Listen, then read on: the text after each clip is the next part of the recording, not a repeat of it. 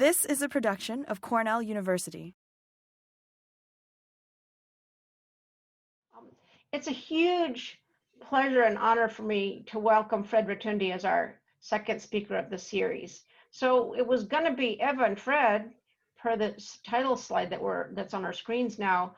Unfortunately, Eva's sick in bed, and so Fred, illustrating one of the many positive features of a teamwork approach to science, Fred is here and going to give the talk. So Fred, a huge thanks for being with us, and best wishes to Eva for feeling much better soon. So let me introduce the two of them, starting with our speaker, Fred. And I just want to say at the outset here that back in 2015, the pair of them received a tremendous honor of the Justus von Liebig Award for World Nutrition. So there's a huge honor from the German government, and or maybe I'm wrong that it's the government, but a huge honor there, recognizing lifetime achievement for this very distinguished pair. And they'd also received the King Baudouin Award for pearl millet breeding in the past. So extremely accomplished pair of breeders for dryland cereals. So starting with Fred, Fred is from Wisconsin, and the two of them are still associated, or now have been since 2016, associated with the University of Wisconsin, where Fred's from. And one of their daughters is currently there in Wisconsin, and the other's there with them. Fred and Eva are currently in Germany, where Eva's from. So Fred got his master's and PhD from Iowa State back in the 80s, and then he'd gotten his bachelor's at University of Wisconsin. Then he did a dairy internship, Peace Corps in Ecuador, worked at the University of Iowa in the early 80s on oat breeding. Then in the mid 80s, started working on pearl millet breeding with ICRASAT in India, the International Center for Research in the Semi-Arid Tropics. And then did a postdoc back at Hohenheim in Germany, working on rye breeding. And then since the early 90s have been back with the International Research Center for Research in the Semi-Arid Tropics, ICRASAT, first for some years in India, working in Rajasthan, and then for almost 20 years, working as principal scientists on sorghum breeding and genetic resources. So Eva they've both been Wisconsin, Germany, India, West Africa. Of course, Eva got her start in Hohenheim with her degrees, but she actually did her high school years in Beirut, Lebanon, which I had not been aware of. So, and she also had a stint with the Technical University of Munich in the 80s, which was in collaboration with ICARDA, one of the other arid area international centers. Eva also played key roles in the Drylands collaborative research program of the CG of recent years. And they both bring, I think, for this seminar, I'm really pleased that it's two aspects that I hope will interest everybody a lot, which is, breeding for the dryland cereals, and with climate issues and stresses ramping up, I think their insights on breeding for difficult and heterogeneous environments will be very important. In addition, the idea of participatory research, engaging farmers themselves in the research process, sometimes at impressive scales. And then thirdly, but I'm sure not lastly, the idea of how to work with farmers on seed systems, getting the products of the breeding process into the hands of more farmers in a way that is fully respects their roles as decision makers and actors in that process. So I think some of these things are areas where we as a department, or sorry, now a section, don't have as much formal training for our students. And so I really appreciate, Fred, your sharing your insights and experience with us. I know there's a lot of demand around agroecological thinking and breeding, not just from the students, also from the whole faculty as well, and also this participatory and stress-related breeding. So over to you, Fred, with tremendous thanks and best wishes to Eva. So I'm just feeling sorry that she's in bed. Thank you very much, Rebecca. And we'll just start right in with our talk, which really was trying to distill our experiences and contributions from so many partners throughout the years. regarding sorghum improvement in West Africa. And first, just a few pictures just to get an impression of sorghum here in Mali, in the field harvesting the braided bundles of panicles, of selected panicles that farmers are going to be keeping for using as seed, and where sorghum is grown across West and Central Africa. Across a wide band, as you can see, stretching from Senegal and the far west across to Sudan, and conforming to the rainfall isoheights that are actually very narrow bands stretching east to west, and sorghum being a staple crop in a very broad area involving many, if you will, different agroecosystems, ranging from about 100 days of growing period to 200 days of growing period, based on the length of rainfall in the single rainy season per year, unimodal rainfall. Another aspect of importance for sorghum production in West Africa is that the soils are very old, highly weathered, and plant available phosphorus is very low.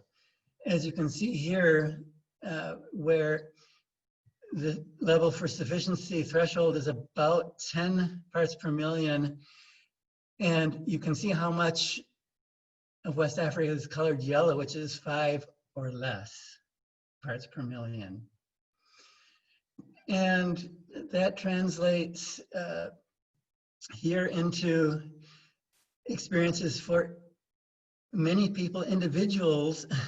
Here we have a sample of 90 farmers' fields who were participating in sorghum variety testing. Men and women, equal numbers.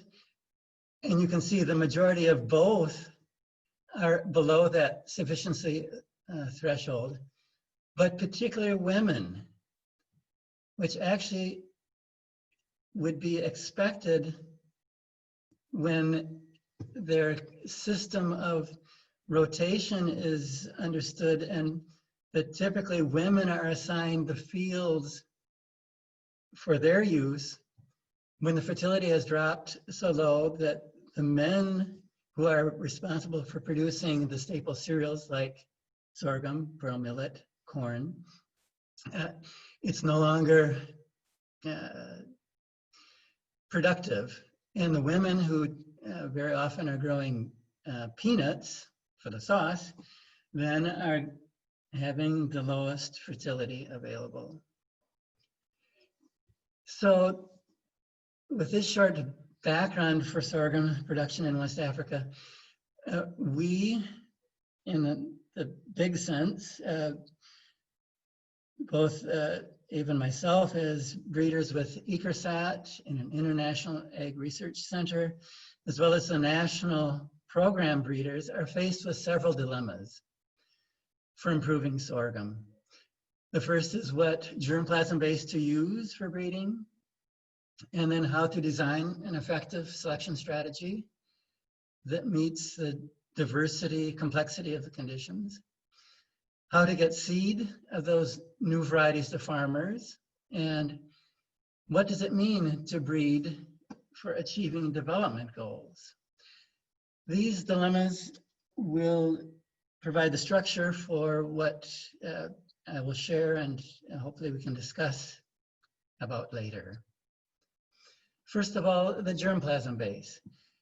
Sorghum can be classified into 5 major races based on the grain shape and the glume shape, morphological characteristics, which interestingly enough match very closely with what is found when doing molecular marker diversity studies, genetic studies. And this is a very beautiful study, which Cornell has been a big part of, for sorghum, with analysis using GWAS of nearly 1,000 sorghum accessions. These are germplasm gene bank accessions. And with this, we can see how those major races really divide up. From the map of Africa and the distribution of those races, we can see that the caudatum race in blue is really important in Eastern and Southern Africa. And that is the race that has been used most widely in international breeding worldwide, from India to the US, Australia. The Guinea race, the tan color, is actually distributed worldwide and is one of the most, it is actually, based on molecular studies, the most diverse of the races. West Africa has predominantly and almost only the Guinea race, with a little bit of Dura actually in the drier Sahel region.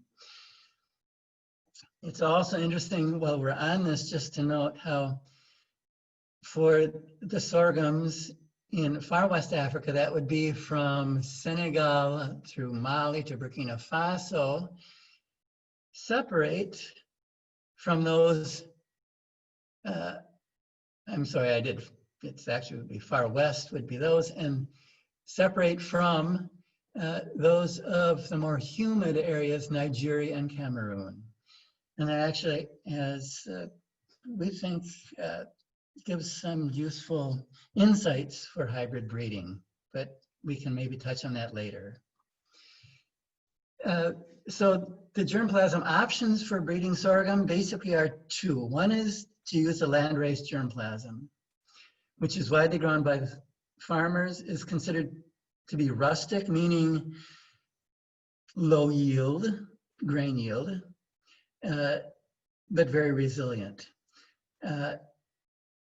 Very tall, average 3 meters, 4 meters.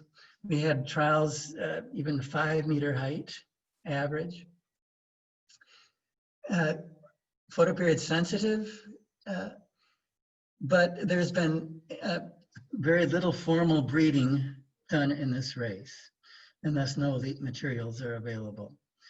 The second option would be to use the improved germplasm developed through international breeding efforts, which is short height and almost entirely insensitive to photoperiod and is predominantly caudatum based. And the photos, the upper two are of Guinea panicles, as you can see, very different from here from Mali, caudatum material, more compact panicle, and if you can see with a sufficient resolution of the photos here, considerable grain mold. It is also because of the compact panicles, feeding of head bugs with nice protection in those compact panicles.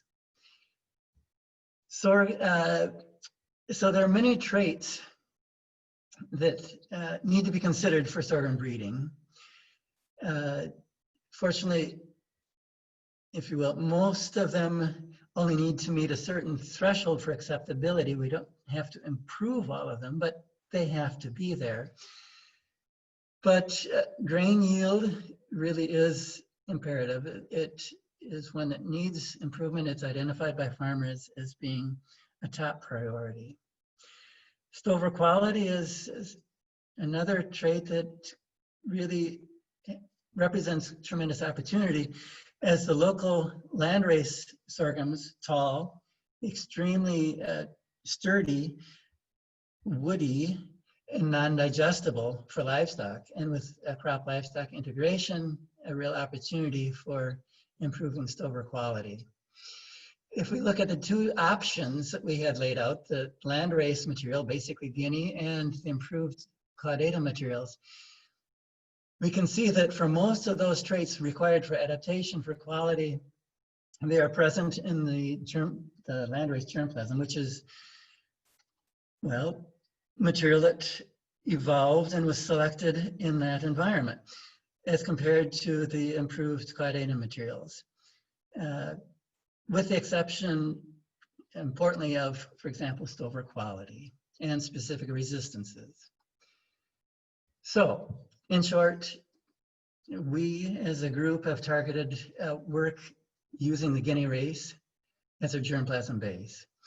With its very hard grain, which is resistant to decortication losses, which we'll come to later, and the lax, loose panicle, which has advantages for adaptation, and the photoperiod sensitivity, which is important for plasticity of matching the growth duration of the sown crop to the available moisture, and achieving basically the same flowering maturity date, irrespective of whether it's sown in mid-June or end of July. And adaptation to various factors, soil fertility, excess of water, as well as insufficient water. With germplasm of landrace and improved landrace materials, we and predecessors have created random mating populations. Tall Guinea landrace, from that derived a dwarf Guinea landrace, Guinea population, also one for low P adaptation. And also more narrow-based populations with back-crossing diverse donors of different races, including the Guinea, to a Guinea parent, and then back-crossing once to the Guinea parent. And from these different populations, we have been able to obtain useful diversity, for example, with dwarf height, which did not exist prior in the landrace materials, combined with stover quality. And these populations are ideal for sharing with others, with other breeders, also with farmers, who can select according to their priorities and conditions. The second question is how to design an effective selection strategy, with increasing grain yield being a top priority. But generally, there's, I can say at most, a single research station per agroecological zone.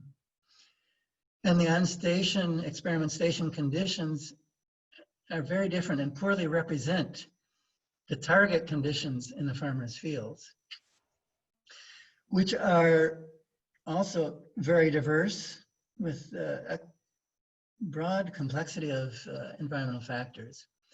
And as we have seen, many traits of importance for acceptance and adaptation.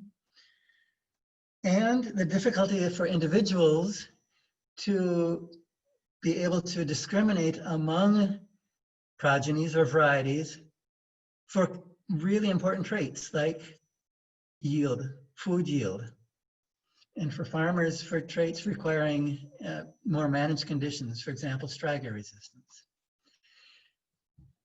And our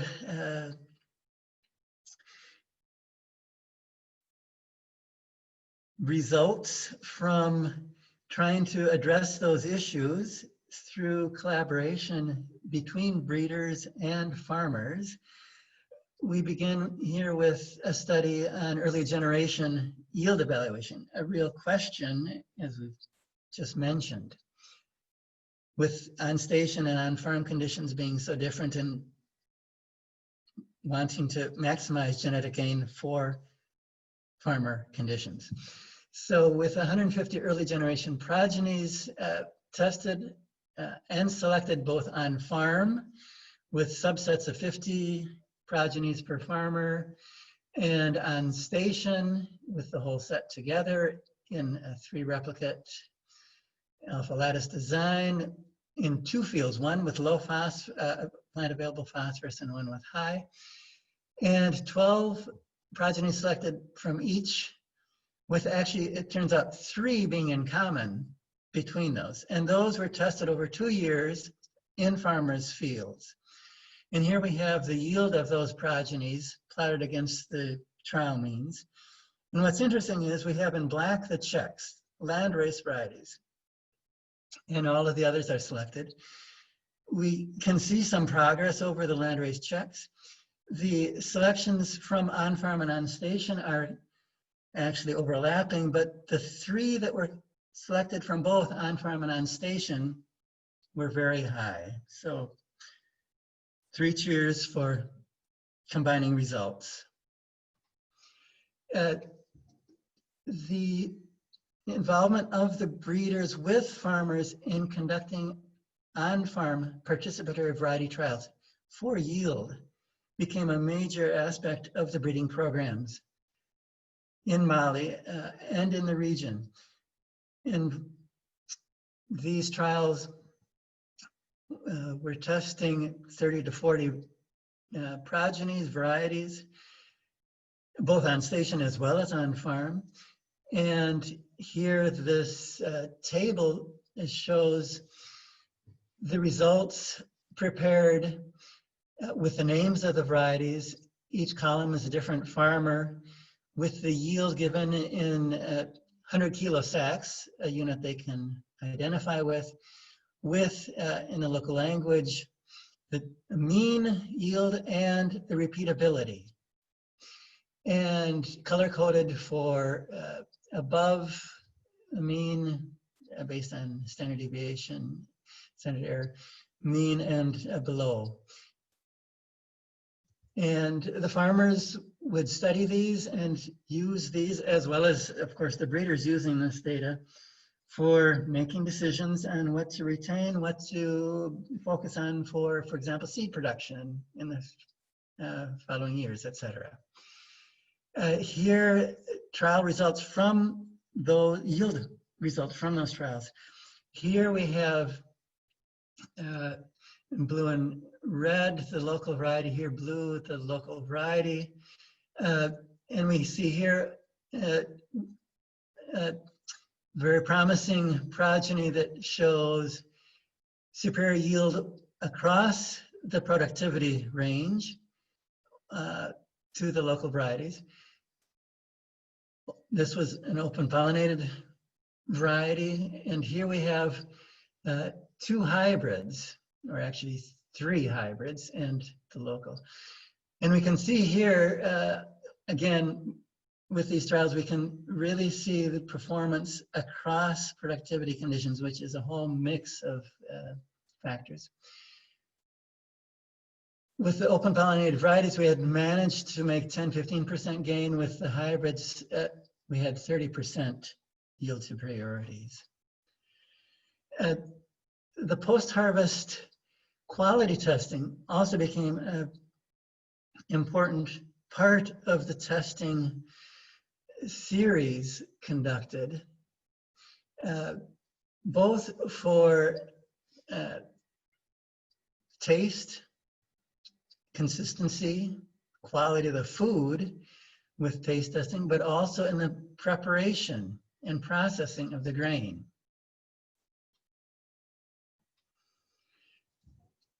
So the actions that as a group were being taken were testing and selecting in the target zone, thanks to many farmers' collaboration, testing in multiple environments, and under a range of conditions, both fertility and on station, with managed low phosphorus, as well as the routine recommended, if you will, fertility management.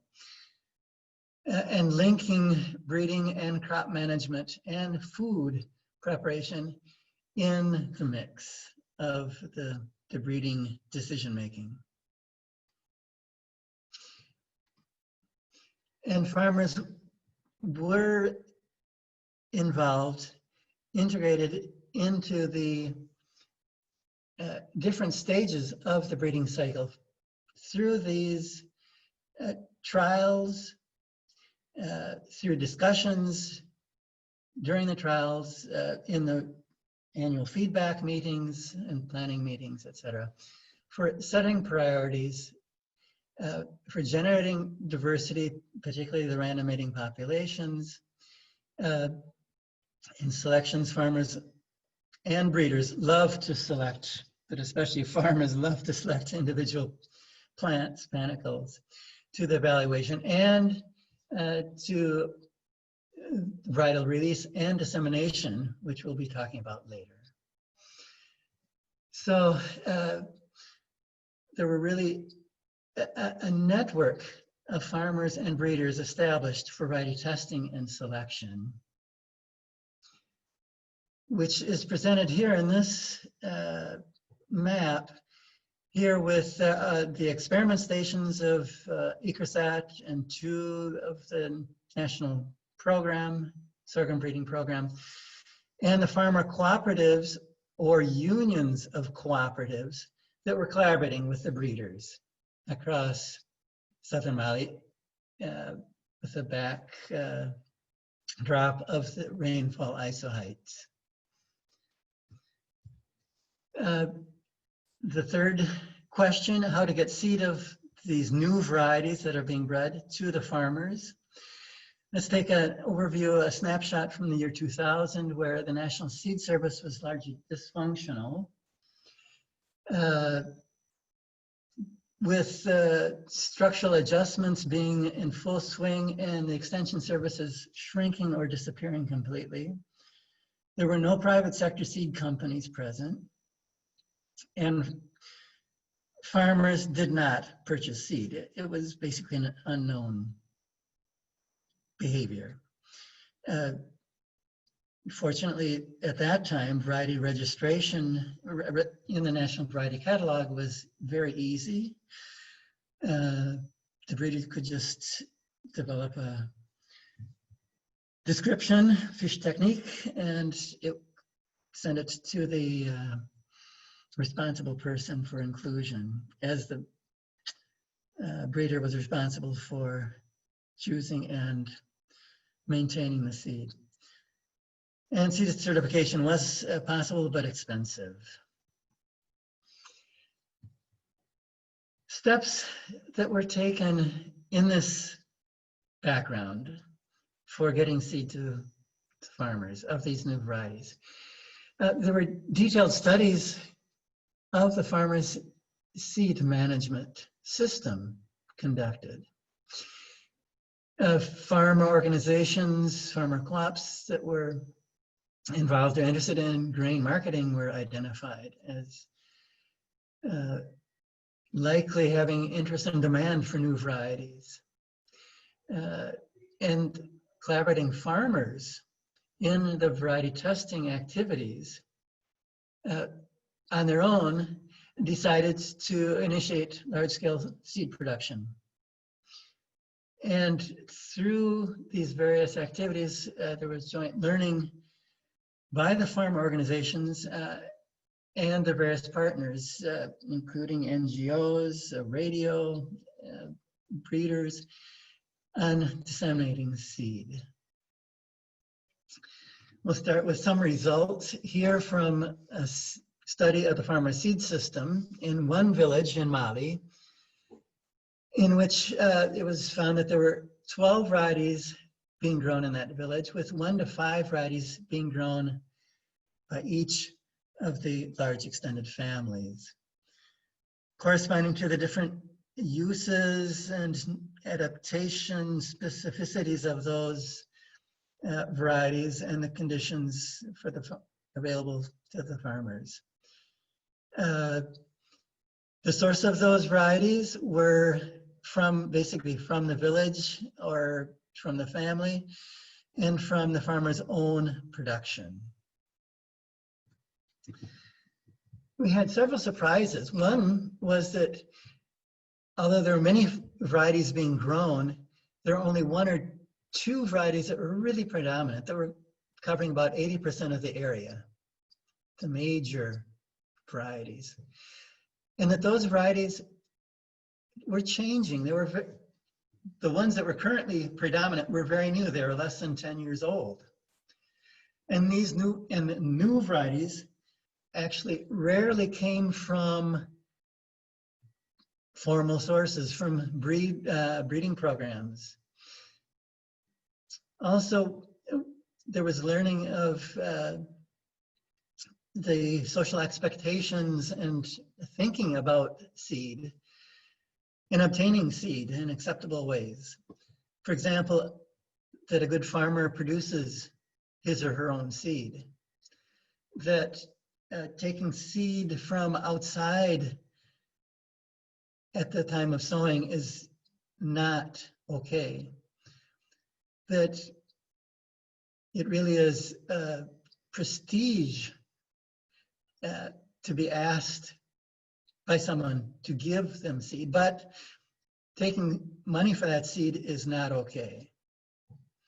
And that the farmers almost universally welcomed testing of new varieties, were excited. And when asked, would you like small trials looking at 3 or 5 varieties or big trials, generally people always wanted, the more we can see, the better. So through many years of learning by doing, basically, and discussing, we learned several things. One, that the on-farm variety trials actually didn't assure large-scale awareness or dissemination of new varieties. One thing we were thinking might be piggybacked on the testing program.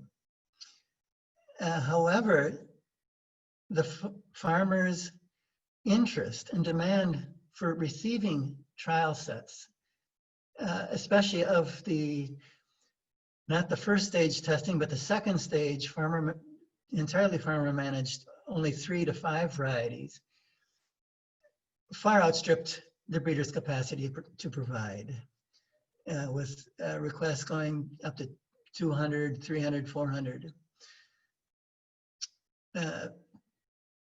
That the collaborating farmers, as I mentioned, farmers who were involved in the variety testing on their own decided to start producing seed of those varieties as a really conscious decision to address the issue of disseminating seed of the newly developed varieties. And the certified seed that they were producing was increasing yearly, actually doubling from year to year, with the farmer seed cooperative selling to emerging seed companies. However, after many years of this growth in seed production, there still was basically no noticeable seed being grown coming through that pathway by the neighbors of those farmer seed cooperatives in the areas where those farmer seed cooperatives were located, which led to discussions among the farmers and with the breeders, which led to exploring different options. For example, that of selling mini packs, test packets. Here, just to give a picture of the number of sorghum varieties that these farmer seed cooperatives produced during a 4-year period.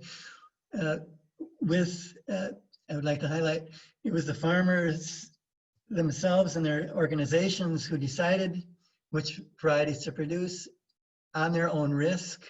There was no contracting, or the breeders were only there supporting with provision of the foundation seed, as well as accompanying with various activities. So across 3 different areas, a large number of varieties being produced, and the majority were the new varieties. Of the open pollinated traditional type, 3-4 meter height, there was a few land races that were continually produced, but the quantity was not increasing over time, and there were a few bred of this traditional type. The majority of varieties that they were producing were of new types, of short and dual grain plus stover types, and of hybrids. Here just to look at what happened, the outcomes from the mini packs, those 100-gram seed packets that were farmers, seed co-ops were selling for very little money, but offering farmers a chance to look at new varieties, as well as the first chance to actually buy, to pay money to receive seed for variety. And it was successful in terms of farmers saving seed, and even a significant, considerable number sharing seed with others. This is both for sorghum and millet, Mali and Burkina Faso and Niger. So now we can come back to the question, can sorghum seed be sold to farmers? And seed can be sold if it's for testing in the local culture, and if it benefits a group. So individuals, no go, but for a farmer cooperative, yes. The mini packs were great for marketing, but did not generate income sufficiently. But over the years, the demand for larger seed packages increased. The seed co-ops currently are still selling mostly to bulk buyers, but the market is unpredictable. At the whim of NGOs, government programs on very short notice. But farmers are selling seed directly to, the seed co-ops are selling directly to farmers, which they realize is a more sustainable option. Many advantages of farmers as the managers of seed businesses: the trust and accountability and the quality and adaptation. So building on farmers' expertise and capacities, it's generating income where it's needed in the rural areas. And the farmers, seed co-ops can partner with breeders for continuing to develop new varieties, feeding the pipeline, making the seed system sustainable, and with other value chain actors. And the last point is breeding for sustainable development goals, with the example of sorghum improvement for micronutrient nutrition in Mali. And the first step is to understand the context. And here, very briefly, a consumption study which showed that all types of nutrition aspects are deficient, but iron across the board total. Looking at feasibility for improving nutritional status via biofortification. In brief, sorghum is important, especially so children's diets are so limited, so based on staple cereal, sorghum, millet, maize. But to increase the iron content in the flour to make a meaningful difference in nutrition requires a dramatic increase in the concentration, iron concentration. Good news, there is a genetic variability of relatively low genotype by phosphorus or environment interactions, high heritability. So breeding can contribute, but only as one component. It's not enough alone. Looking at the use of sorghum by women, grown by women, was interesting to find that thanks to a social science student, Eva van den Broek, that the sorghum that women grew was frequently used to prepare a special meal for the children when they were hungry, when there was no leftovers available, which would never come from the men's granary, because that food is for the family for the main meals. So a pathway for child nutrition and biofortification through women and women's sorghum cultivation. Looking at processing and preparation of the grain. Here we have a whole grain in green and manually decorticated the traditional way, modern pestle of producing flour, removing the seed coat to produce flour. And with that decortication, there's a loss of 50% of the iron. Also the phytate as well as zinc. The phytate content is reduced proportionally, meaning there's no improvement or there's no change in the bioavailability of the iron or zinc. It's simply reduced through decortication. And the breeders then incorporated more systematically and actually giving more attention to that trait, decortication rate, decortication losses. Here from the farmer on-farm participatory variety trials, different varieties, the percent of grain lost during decortication of the different varieties ranging from 10% to 30%. L marks landrace varieties. You can see that we have mix of improved and landrace varieties, and that there's a big difference, much more difference than the content of iron and zinc per se in the grain. And here from on-farm trials with two hybrids, Fada and one hybrid, Fada, and OPV, Lata, and the local variety Teblé. Very similar iron concentrations in the grain across environments. And one hybrid that was very poor Sewa with very low decortication yield and low iron content. So the changes made in the breeding program were to observe grain quality, monitoring iron and zinc concentrations, and really critically making sure that new varieties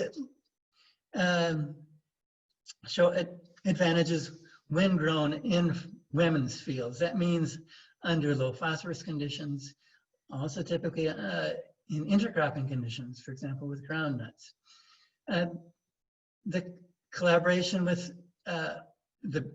breeders with food technologists, nutritionists to identify options for improving nutrition, including and beyond simply genetic biofortification. And developing collaboration also for education. It was amazing. Simply in the trials, talking about nutrition, about micronutrients was a new concept, led to changes and differences in behavior on the part of farmers as well as breeders. So in conclusion, effective breeding in the center of sorghum domestication, setting priorities and building clarity of what is targeted, the product profiles, if you will, the selection strategies, required farmers' participation with breeders and interdisciplinary collaboration with social scientists, gender specialists, nutritionists, physiologists contributed, and agronomists. and that large yield improvements are needed.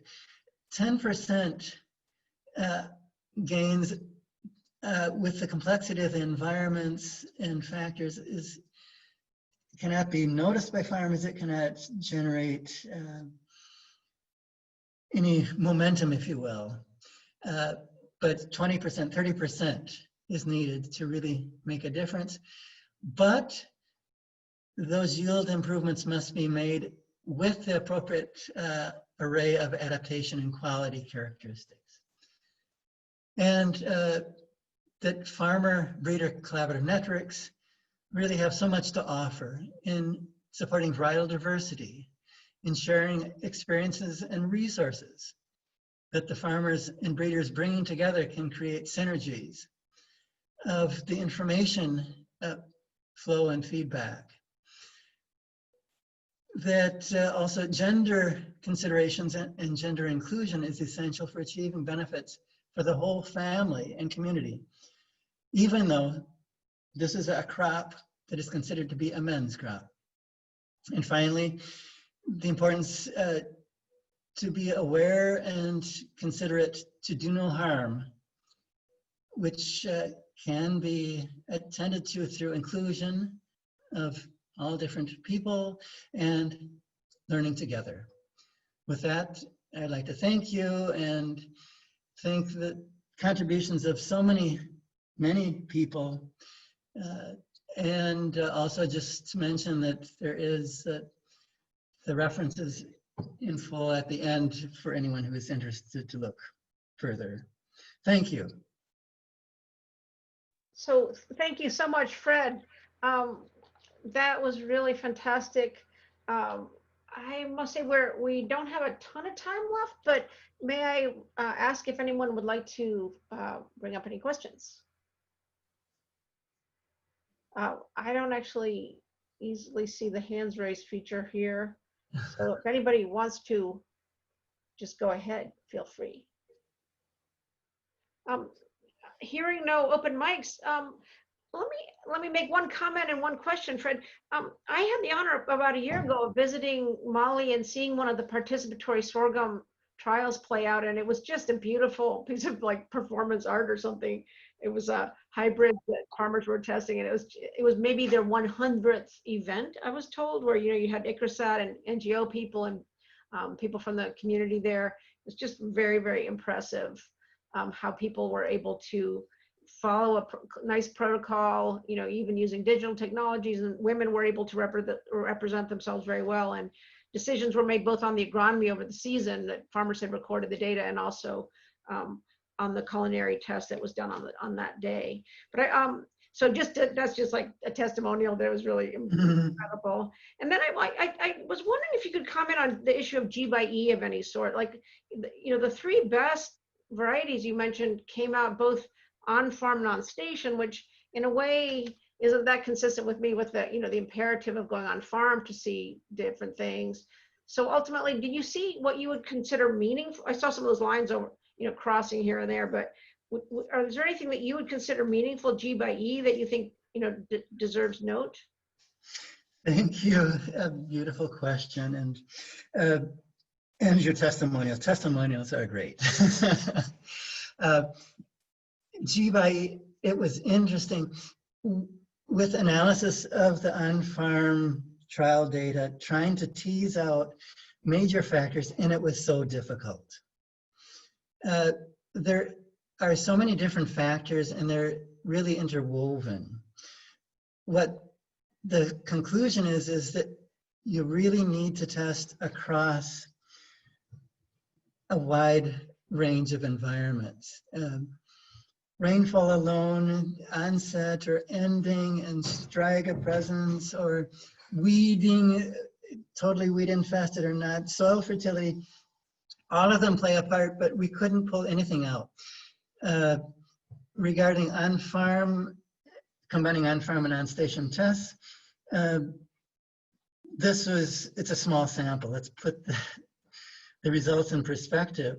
But also, the on-station test was both with regular favorable conditions as well as under managed low phosphorus conditions, which are approaching farmers' field conditions. The productivity is 50% that of under the normal, if you will, conditions. It had higher correlation with on-farm trial results, higher genetic correlations. Heritability was not much worse, and was a really valuable contribution. I wouldn't say test on low P fields alone. It also was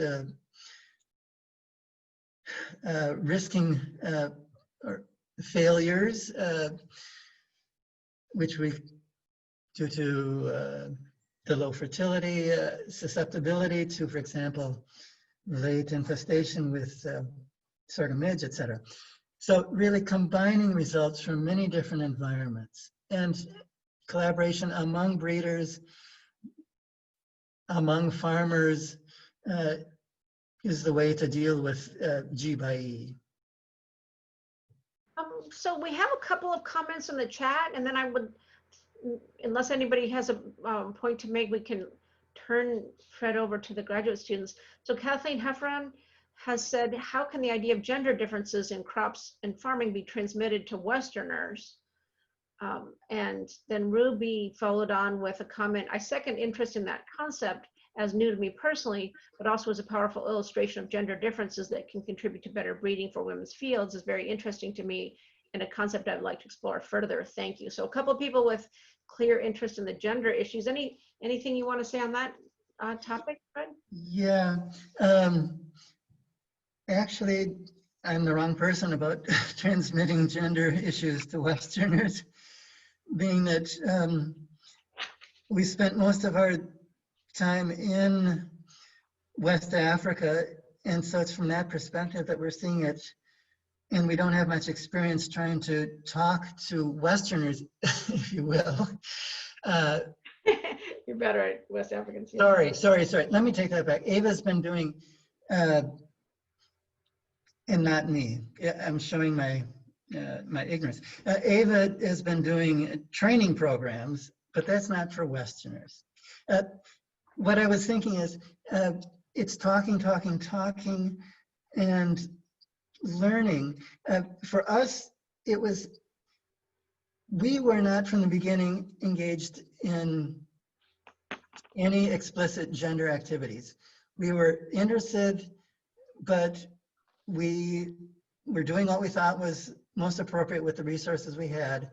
But with learning, for example, that social science student insisted she wanted to study women and women's sorghum production. And Ava said, okay, go ahead. And from that, we learned, wow, there really is a role, and we do need to take this into consideration in our breeding program if we want to consider the whole system. And it's the same way for nutrition. We cannot deal with nutrition if we don't include women. I mean, that was such a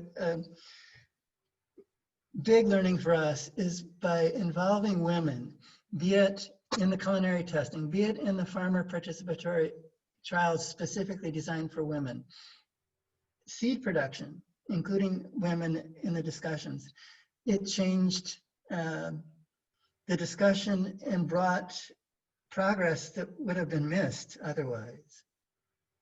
Okay, great. So it's now 1:35, so we've gone a bit over, and actually Ellie has reminded me that the graduate student meeting with you, Fred, starts at what is for us 1:50. So Okay. 15 minutes from now, which is Okay. getting later and later for you, but is meant to afford you, I think, a chance to take a breather between duties here. I guess I should thank you now, unless if anybody wants to weigh in, please type into the chat and we'll probably entertain your question. But otherwise, Fred, I really want to thank you for a beautiful seminar and for sharing all that experience over that career in West Africa on sorghum. I mean, a lot to value there, and I really appreciate it. So if you would be ready to maybe come back to this room in 15 minutes, Catalina, are you going to hold the room, or how's that work?